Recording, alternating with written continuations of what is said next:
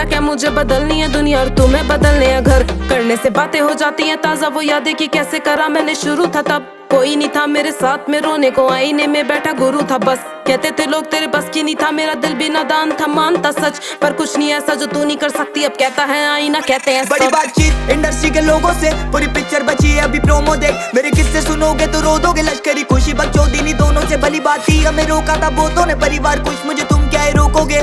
बिस्तर बना देंगे नोटों के अगर मेहनत को पैसों से तोलोगे। संगीत को सब किया समर्पित, लिखे दिल से गाने हैं मेरे अमर गीत। बिगी पाक को सुन गया सफर बीत, मेरी बातें है रोनो मो कलर ग्रीट। मेरी माँ से पूछना मेरे बारे में, बाप से लड़ी वो बेटे को गाने दे साथ में खड़ी। मैं उसके सहारे से तो कैसे सोचा कि तूने हम मारेंगे।